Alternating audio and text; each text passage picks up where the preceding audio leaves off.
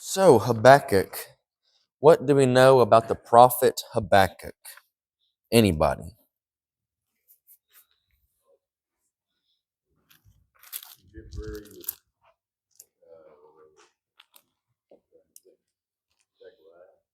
Zechariah? Yeah. Yeah, I think it's Jeremiah. Zechariah would come in around 520. And I think depending on some prophets, it depends on the scholar. Sometimes they'll put him in a later date, sometimes they'll put it in an earlier date. Personally, I have him closer to the end of the reign of the kingdom of Judah, around 609 to 597. That's actually right around Daniel as well. Not while he was prophesying, but right about when Nebuchadnezzar would come in and destroy the kingdom of Judah, which is very important to the book of Habakkuk. The historical background behind Habakkuk, written by the prophet Habakkuk in 609 to 597 BC, to the people of Judah, the southern kingdom, during the reign of Jehoiakim, 609 to 597 BC, Jehoiachin, 597, and Zedekiah, 597 to 586, the kings of Judah. So he actually prophesied during quite a few different kings. And you can actually, if you look at the history behind these kings leading up to the downfall of Judah, they were not the greatest kings. You have Josiah, who was probably one of the best kings, godly. He had what we would call a restoration of the law. He restored the law of Moses and got the people back on track, but then he would eventually die in battle, I believe around the age of 30, somewhere in there, 30 or 40 years old. He was very young when he died. And then his son would come up after him, a very wicked king, and then king after king from that point forward was just wicked. And then Zedekiah, the very last king of Judah, he was actually put in by Nebuchadnezzar. He was supposed to be a puppet king of sorts, not really the ruler of Jerusalem, but he would be given power to act as almost like a puppet king, a lesser king, but still having authority. Well, Zedekiah being put in place by King Nebuchadnezzar, Zedekiah thought, you know what, now that I'm king, I've got all this power. I don't need Nebuchadnezzar. Why don't we just rise up against Nebuchadnezzar? Well, strategically and considering the scales of power at the time, God had allowed Nebuchadnezzar to grow in power, and to go up against a king with that much power, authority, and military strength was the worst decision that Zedekiah could have made. And so Nebuchadnezzar, seeing this uprising within Jerusalem, this would have been about the second or third destruction of Jerusalem at this time. He said, all right, I'm done with Jerusalem. I ransacked it, took the goods from it, tried to put in a puppet king, and it's too much trouble than what it's worth. And so we're going to just destroy Jerusalem. We're going to slaughter Zedekiah and his sons, and we'll just be done with Israel. Well, leading up to that, we have a prophet by the name of Habakkuk. And Habakkuk is living during a time where the religious world of Israel, or the spiritual living of Israel, is in one of its darkest moments. I would say that probably one of the darkest moments of Israel would be the book of Judges. But at this time, we actually see Habakkuk describing the spiritual state of Israel, and I'm using Israel generally speaking. At this time, there would have been the divided kingdom, the kingdom of Israel, which are just most of the tribes of Israel, and then you have the kingdom of Judah. Habakkuk talks about the spiritual state of the kingdom of Judah. So I know I kind of used this map or this board up already, but if you were to do a map of the land of Canaan, the promised land, it would be divided into two sections. You've got the northern kingdom, the southern kingdom. At this time, the southern kingdom had already been destroyed by the Assyrians. And by this time with Habakkuk, let's see here, he prophesied around 609. Nineveh was destroyed and overtaken by Babylon in 612. So Assyria is reigning pretty powerful right now. But just a few years after this conversation with Habakkuk and God, Assyria would fall and then Jerusalem. So northern kingdom, that's destroyed. The only thing that's really remaining right now for God's people is the people of Judah.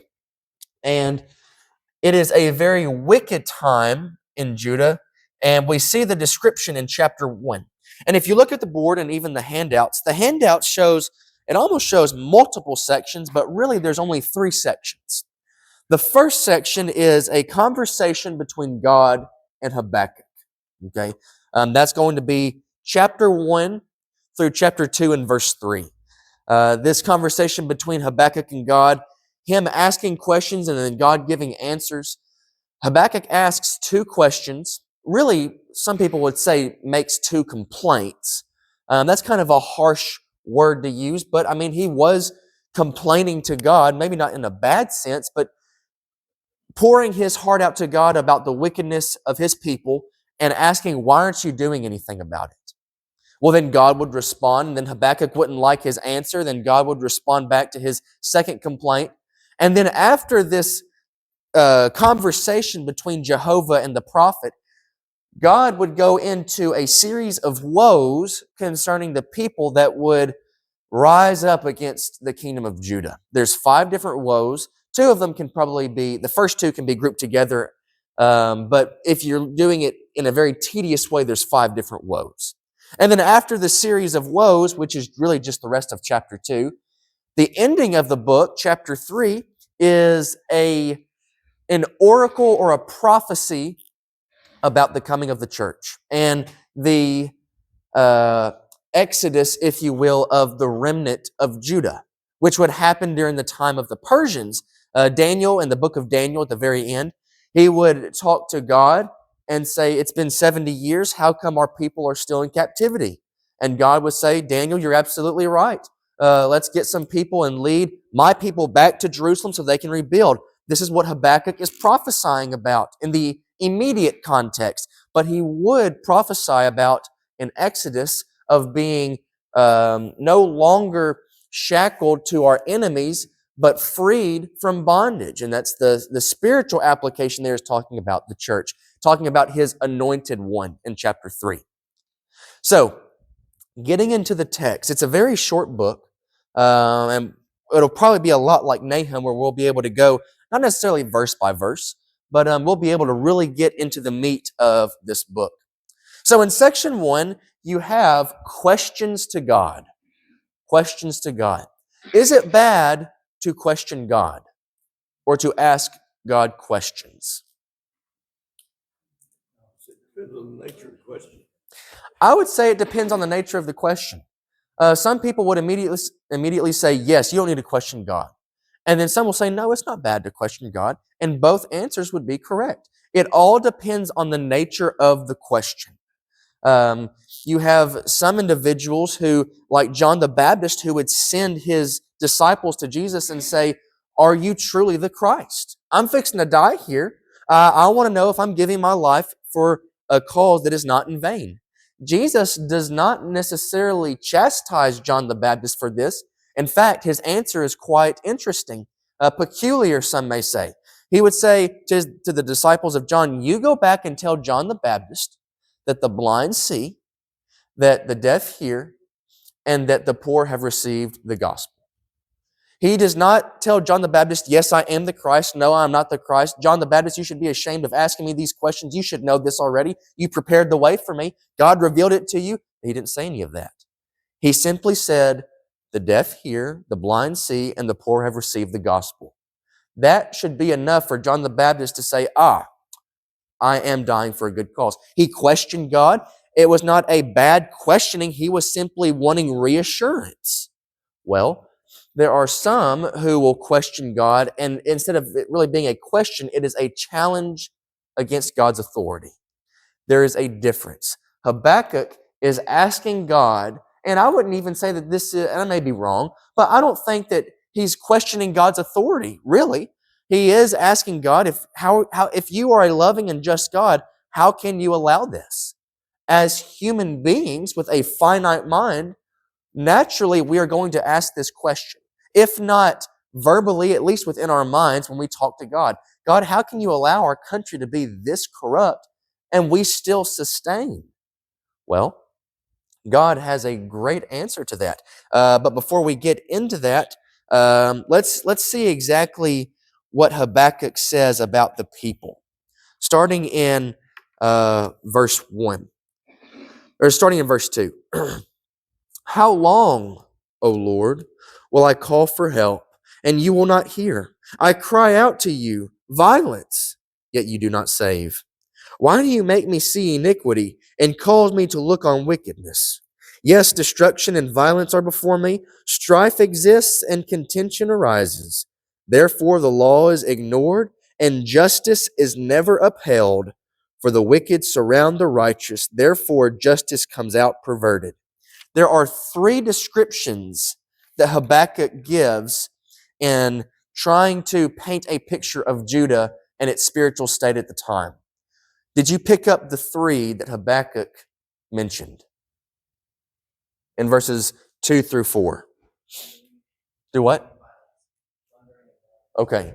You've got plundering. Hang on a minute. Plundering, violence, and then what was the other one?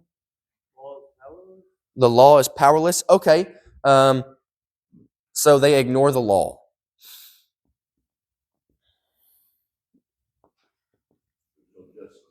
There's no justice. Okay. We'll put this in here. I could say injustice, not justice. Injustice. So they plunder, there's violence, they ignore the law, and there's injustice. That's 4. But that's what he says. You can actually group 2 of these together and say that they reject the Torah, which is the first 5 books of Moses, Genesis, Exodus, Leviticus, Numbers, and Deuteronomy. It shows the beginning of mankind, the origin of man, the origin of sin. It talks about the promises that God makes to Abraham and how he will deliver his people out through the seed of Abraham. The book of Exodus, it shows God's promise or God's power. The book of Leviticus shows God's holiness. The book of Deuteronomy shows God's law. They ignore all of these things about God, and then they are also violent with one another.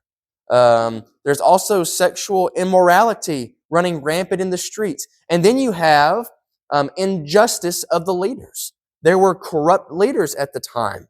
They're saying, Habakkuk is telling God, I call out to you and you are not listening to me. I'm praying to you and I'm saying that there is violence in the street. People are ignoring the law. And God, you're not saying anything about it. Where are you? Well, when he makes that statement, guess what happens? Yeah, God, he gets an answer from God. Now, when reading this passage, my mind goes to the book of Job, because Job would say, I demand counsel from God. Well, when you demand something from God, usually it doesn't go over well for you. Unless God gives you some grace and say, look, you really don't know what you're asking for. You're biting more than you can chew, Job. So before I give you any answers to your questions, I need some answers to my questions. And then gives unanswerable questions. And then Job says, okay, I really shouldn't have spoken out in such a way. I apologize. And he puts his hand over his mouth. We see that at the very end of the book of Job. Well, in the book of Habakkuk, Habakkuk says, God, our people are corrupt, and you're not doing anything about it. And guess what God's response is? Look around you. Yeah, he says, yeah. He says, first, look around. Okay. Look around you, Habakkuk. Why should I look around? Well, remember, what is the historical background of this? What's happening in the Gentile world at the time? Assyria is at power. They're fixing to fall by the hand of who? The Babylonians. So God tells Habakkuk, Habakkuk, what are you talking about? I'm currently have plans in the making for your punishment. Don't worry about it. I will punish you. I don't know if those who have kids or grandkids have ever come up to you and say, I need a good whooping. You know, me and my siblings, we're too disobedient here, and you're not doing anything about it. Have you ever had a child come up to you and say that? No, absolutely not. So, from a follower of God's point of view, we could see Habakkuk's reasoning, but any people outside the church would say, Habakkuk, why are you asking God for a punishment? Keep your mouth shut. I remember when we were in school, and we would have, and I would say we would have somebody like this. I would sometimes be that person, but I learned very early not to do this. When we were in preaching school or Bible school, at the very end of the class, the teacher would be done with the session, and we would be looking around, and we were like, they didn't give us any homework. Is this for real? Like, okay, well, if they didn't give us homework, that either means, one, we don't need to do it, or two, they forgot, and we're going to get punished for it if we don't do it the next class. So one of us would raise our hand and say, do we not have any memory work or assignments? And they would say, you know what? I was going to let you off this time, but since you brought it up, I think I'll give it to you. And then everybody in the class has you in their crosshairs for the rest of the year. Okay. Habakkuk is saying, Lord, are you not going to give us any punishment? And God says, well, since you asked, I've got something planned. And the plan is I'm going to raise Babylon and use him as a tool, which we see God using different nations, Isaiah chapter 10 and verse 5, as his way of punishment, as his rod of correction, if you will, for other nations. Yes, sir. Yeah. And we have to be careful saying it today of, well, God used this nation today to destroy them. Well, we see in Scripture God explicitly saying, I will raise this nation up and I will raise this nation up. We can see through the providence of God and see perhaps what he's doing, you know. But we do need to be careful in saying, well, God's hand is on this for sure, when it's not explicitly said. But at the same time, God does not wind up time and humanity, throw it out and say, all right, I'm out. You know, when the time runs out, then I'll come back. God wants to be a part of our lives. And he works in mysterious ways, providentially. It was said in a prayer just a moment ago by our brother Dennis, your providential hand. God can work through the laws of nature. He can work through people's lives. We see that in the book of Genesis with Joseph and his brethren. What you meant for evil, God meant for good. Well, Habakkuk is receiving an answer that he does not like. God said, he says, we plunder, we are violent, we are ignorant of the law or ignore the law, we pervert justice, and then God says, well, look around, I'm bringing up Babylon.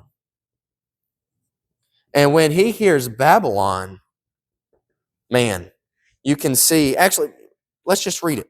Real quick, let's look at God's response in verse 5. Look among the nations, observe, be astonished, wonder, because I am doing something in your days you would not believe if you were told. For behold, I am raising up the Chaldeans, that fierce and impetuous people who march throughout the earth to seize dwelling places which are not theirs. They are dreaded and feared. Their justice and authority originate with themselves. Their horses are swifter than leopards and keener than wolves in the evening. Their horsemen come galloping. Their horsemen come from afar. They fly like an eagle swooping down to devour. All of them come for violence. Their horde of faces moves forward. They collect captives like sand. They mock at kings, and rulers are a laughing matter to them. They laugh at every fortress and heap up rubble to capture it. Then they will sweep through like the wind and pass on, but they will be held guilty, they whose strength is their God. So what has God just said about the Babylonians, and how has he described them?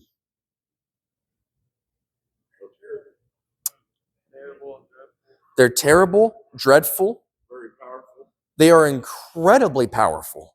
and their God is their power.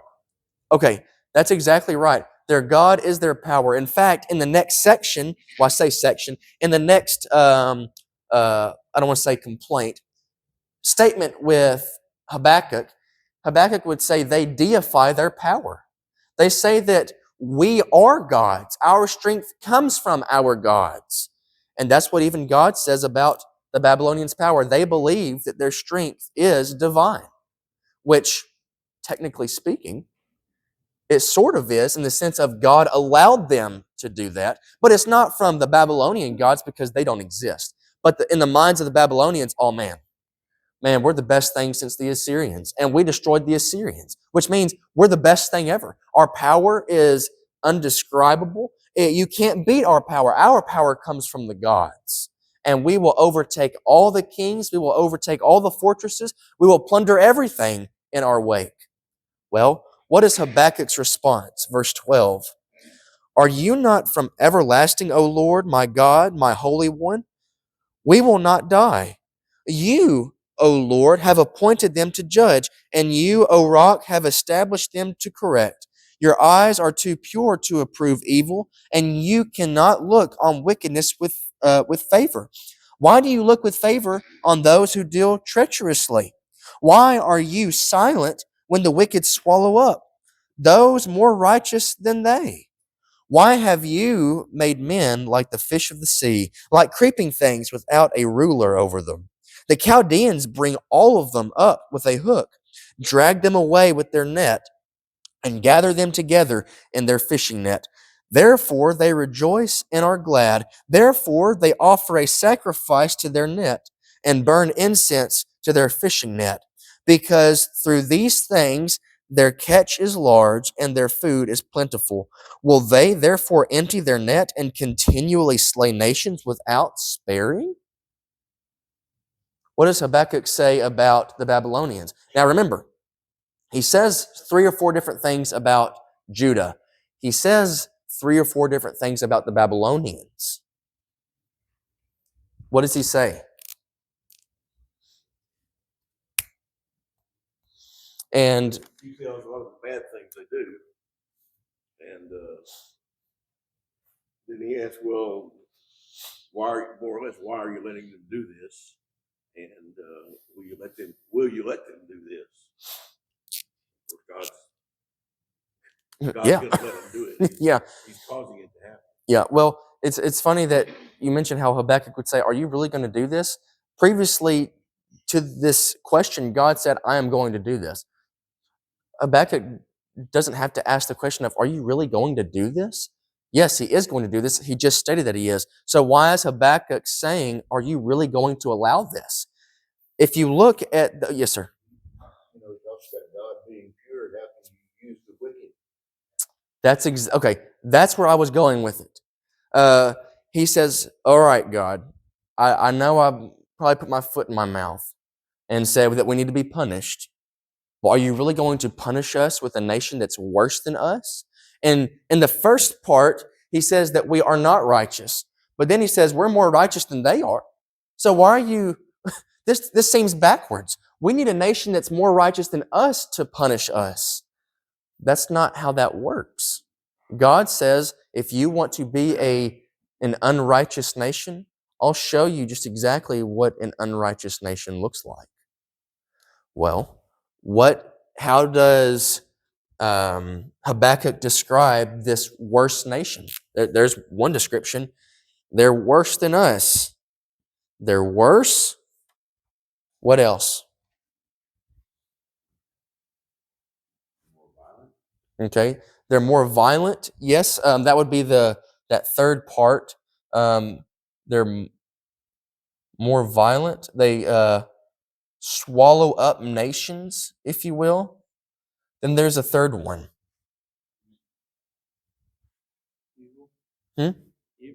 Evil. Yes, that's a general statement. That's correct. He does describe them as evil, but he's talking about their strength. Okay, there you go. Their God is not the God of heaven. Their God is their strength. they deify their power. So they're worse than us, he says. Their power is their God, and they're more violent than we are. And he actually says, kind of going deeper than that, because being more violent is a little bit general. He says they treat humans like cattle and they devour nations. They're violent. God, how can you, who is a God of love, a pure God, a just God, a holy God, allow something like this to happen? Which is really the question of the age. That's where a lot of people either have their faith broken or their faith stronger than ever. That's exactly right. Why would you allow something like this? Why would God allow something like this? Anthony, God has always placed people in power, in positions to accomplish his purpose, and he removes them from that to accomplish his purpose. That's exactly right. In the case of Babylon, Babylon's bad, worse than the Israelites. But God's going to show the Israelites, and he's told them for years and years, you don't put anything before me, and they have continually. But if you'll note, historically, after the Babylonian captivity, idolatry is no longer a problem with Israel. But it took 70 years of slavery and the Babylonians conquering and destroying Jerusalem before they finally got the point. That is exactly right. So, why does God allow these things to happen? Well, when people read passages like this, they will say, see, God isn't all loving. If he was loving, he either wouldn't allow wickedness or he wouldn't allow all these types of punishment to his people. That doesn't make any sense. Well, what they forget to do is they forget to look at the previous chapters and books that lead up to this point of God giving warning in times of peace. While he's providing for them and says, because I'm doing this for you, I want you to live holy as I am holy. You are not to have any other gods before me. You are not to do A, B, and C. You are not to intermarry with the Canaanites and have other gods besides me. Well, what did Israel do? They did exactly that. Well, if you give a warning and say, here are going to be the repercussions of these actions, don't do this, and then they do it, would you be right in not executing the judgment that you have warned? And they had done it over and over and over. Yes, exactly. So God is long-suffering. He could have instantly destroyed them with the first disobedient action. But he said, I'm going to be long-suffering and allow them to repent. But they don't. They don't repent. So if little Tommy is wanting to touch the stove, let's say I'm holding him while I'm cooking, right? I say, don't touch the stove. And he wants to touch the stove. And say, if you do that, you're going to get burned. Don't do it. If you reach for it, I'm going to give you a whooping. Well, and he goes to reach for it. Well, if I don't stop him and punish him, what is he going to keep doing? Okay. Yeah. Well, if I don't punish him, I don't love him. Now, there's a difference between punishing and abusing. I get that, and we see that in Scripture. But the proverb writer would say, the one who withholds punishment hates the child.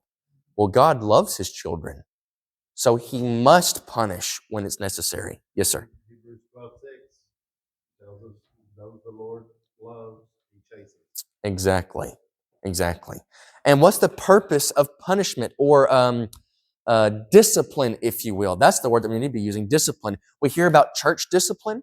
Paul says the reason I am handing these individuals over to Satan are for what reason? To save their soul. People say, well, that's tough love. No, that's just love. True love is doing what's best for somebody's soul, even if it means hurting some feelings. Now, you want to do it in love, of course. That's why we need to go to God and see how he would discipline. See the commandments that he gives for discipline. Yes, sir. Exactly. Which, I don't know why on earth people want to try and play God and be the judge when on the day of judgment, all of that responsibility, what if God on the day of judgment says, hey, why don't you take over for me on the day of judgment and you judge every soul according to their actions and their heart? No, thank you. I don't want to be the judge. Why do people want to be a judge so bad? They want to be a judge until the responsibility comes, which is really with a lot of things. They want to live a certain way until, the responsibility has to come. Well, I don't like that. Well, that's why you're not the judge. That's why God is the perfect judge. He's a loving judge. Any other questions or comments before we move forward? There's a problem in our human minds.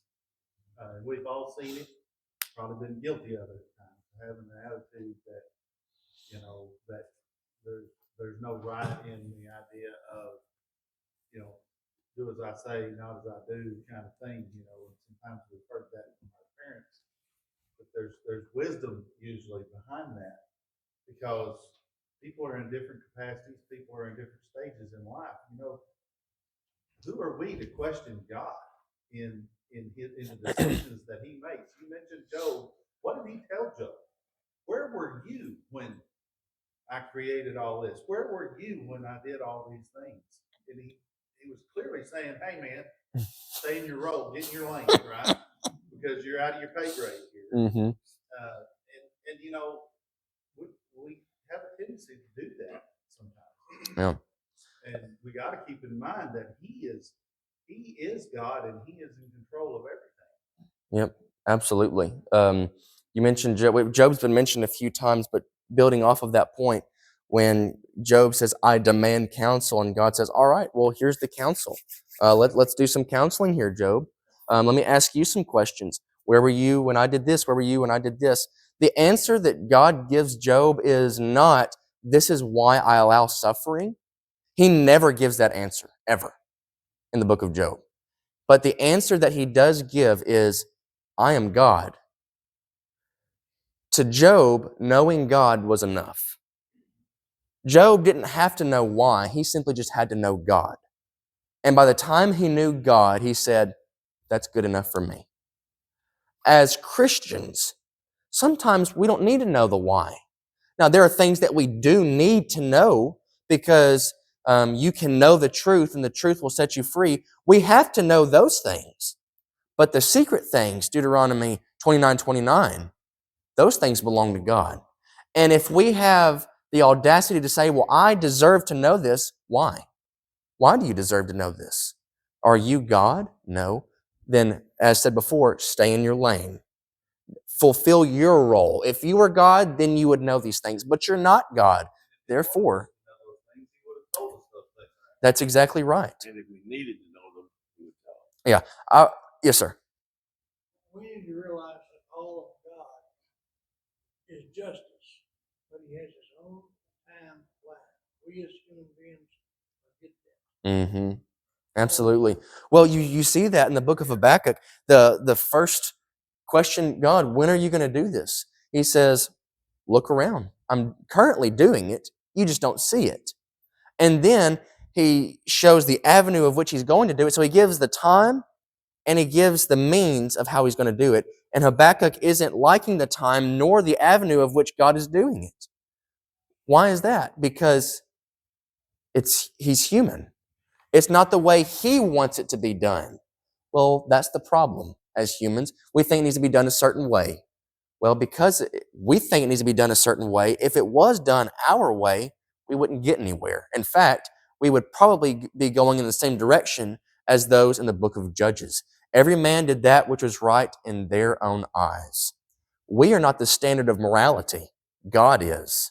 And when we start questioning that morality, God says, where were you when I made this? You need to fulfill your role and I will fulfill mine. Now, we are running out of time and we are not even done with chapter 1. So let's go ahead and get through chapter 1 at least. So after he complains and says, why aren't you doing anything, God? God says, oh, I am doing something about it. It's happening currently. And also, this is how I'm going to do it. He says, well, I don't like that way. Are they not going to be punished too? We're more righteous than they. I know we said that we were wicked earlier, but we're more righteous than them. Well, God would say, don't worry. They too will receive a punishment. Look at verses 1 through 3 of chapter 1. It says, I will stand on my guard post and station myself on the rampart, and I will keep watch to see what he will speak to me and how I may reply when I am reproved. So this is Habakkuk talking. He's saying, I'm going to wait for God's response. Then the Lord answered me and said, record the vision and inscribe it on tablets, that the one who reads it may run. For the vision is yet for the appointed time. It hastens toward the goal, and it will not fail. Though it tarries, wait for it. For it will certainly come, it will not delay. So he says, I'm going to wait for an answer from God. And God says, all right, get some tablets out, get some parchment paper, and you're going to write down what I'm about to tell you. And what you're going to write down is this. He's going to write down this next section of describing the Babylonians and how and why they are going to be destroyed. Now, there are, like as mentioned earlier, 5 different woes. And I wish we had time to read all of this, but we don't. So let's just go ahead and get to the woes. Woe number 1, verse 4. Behold, as for the proud one, his soul is not right within him, but the righteous will live by his faith. Now, if you want a key verse for the book of Habakkuk, this is it. The righteous shall live by faith. And if we have time, which we probably won't, we'll talk about this later. Okay. So, what's the woe number 1? Woe to the wicked. Okay. Yes, but how are they being wicked? Let's keep reading. Furthermore, wine betrays the haughty man, so that he does not stay at home. He enlarges his appetite like Sheol, and he is like death, never satisfied. He also gathers to himself all nations and collects to himself all peoples. Woe number 1 is upon the what? There it is, greedy. And this is where I said these two can be together. One is they're hungry for power. They want stuff for them. They're like Sheol. They're constantly growing. Sheol is death. They're constantly taking in things. They're never satisfied. Woe number 2, verse 9.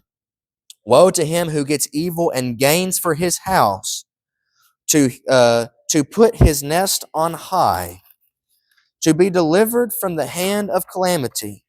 You have devised a shameful thing for your house by cutting off many peoples, so you are sinning against yourself. Surely the stone will cry out from the wall, and the rafter will answer it from the framework. So what is woe number 2? Again, it kind of goes along with being greedy. Do what? Cavernous? Covetousness. Okay, there you go.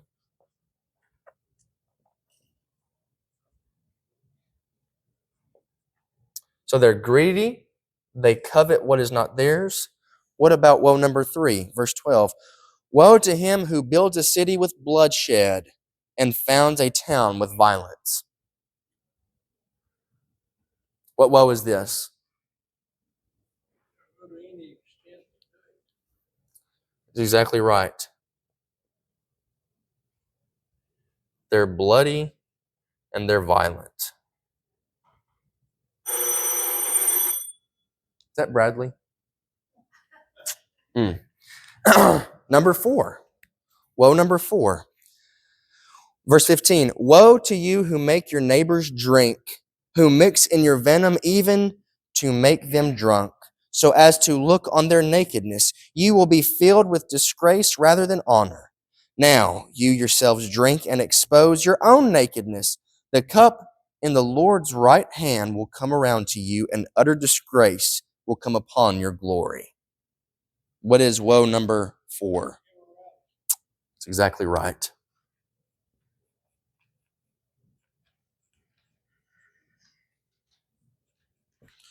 Well, number 5, verse 18. What profit is the idol when its maker has carved it, or an image, a teacher of falsehood? For its maker trusts in his own handiwork when he fashions speechless idols. Idolatry. This would be the thing that would really get Israel into captivity. And as mentioned earlier, after 70 years, what would they not do again? Yeah. They learned their lesson. It was in one of the prophets that we studied. I can't recall. It's escaping me. But the people would say, we'll be chastised for 3 days. I want to say it might have been Hosea. We'll be chastised for 3 days, and then God will take us back. He can't do this to us. He loves us too much. Well, when they actually get into captivity, if you read, I believe in the book of Ezekiel, maybe Daniel, it talks about how after a year or two, they're like, God has forsaken us. And the prophet's like, God told you it was going to be 70 years.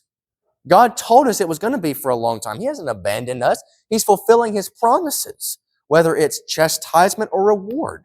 He's fulfilling those promises. Now, well, real quick before we get into the latter section with the 20 minutes that we have, any questions or comments for the woe section? All the violent countries throughout history rise, but they fall. That's exactly right. I believe it was Nahum, we talked about that. We see the Egyptians actually for about 400 years in the book of Exodus, Genesis into Exodus. Then you have the Assyrians, they rose and fell. Babylon, they rose and fell. Persia, Medes and Persians, they rose and fell. Then you've got the Greeks, then you've got the Romans, then you've got the Celts, then you've got every nation after that. And it continues to be that way because they're made of men. And their leaders are men. That is humanity. But God's kingdom that cannot be touched with hands is one that will last for all of eternity. Now, with that being said, it actually goes into a new section, section 3. We actually didn't mention section 2. Section 2 I have titled Listening to God, because it says, I want you to listen and write down the things I'm fixing to tell you. Section 3 is praying to God. After questioning God and listening to God's response, he offers up a prayer to God. Now, we do not have time to read verse by verse, so what we'll do is, we'll actually read the first 2 verses. It says, a prayer of Habakkuk the prophet according to, oh my word, what is this word? Shigionoth. We'll go with that. Verse 2, Lord, I have heard the report about you, and I fear. O Lord, revive your work in the midst of the years. In the midst of the years, make it known. In wrath, remember mercy. So if you look back at God's response, he says, I'm going to do this in your day. It's going to happen in your lifetime, Habakkuk. And Habakkuk, after hearing that, after requesting a punishment, he says, Lord, please remember mercy. Please remember. Remember mercy. Well, God, even though he is a God of judgment, he is also a God of mercy. And after describing, or after requesting mercy, he actually goes into a description of God and God's power. And in talking about God's power, which is actually very similar to Nahum, and describing what God is going to do in describing God to the Ninevites, the same thing kind of happens here at the very end of Habakkuk. And he describes God's power in an example of the fall of the Egyptians back in Exodus. So you have the Exodus, right? And how the waters parted on both sides. And as he's describing this, he says, you will destroy the heads of Pharaoh. Using Pharaoh as a archetype, if you will, a symbol of all wicked leaders, and saying, you will destroy all these people, and there will be a new Exodus. As there was an Exodus with old Israel, the Hebrews, there will be a new Exodus with the remnant of Judah, talking about coming out of captivity, but also along with the anointed one. With the anointed one, talking about Jesus the Christ. Well, with this new exodus coming out of bondage, well, it's referring to the Christ. And at the very end, he talks about how the righteous will live by faith. The righteous live by faith. And he describes this principle by saying, even though the fields do not bear fruit, I will live with joy because I live in God. Basically saying, even though in this life there's poverty and there's death, I can find joy in life because I live by faith, because I am a righteous individual who lives in a righteous God. And that's the book of Habakkuk. Any questions or comments before we conclude? All right. So after Habakkuk, next week, Lord willing, we'll get into Zephaniah, and we're almost done. We only have about 4 prophets left. All right.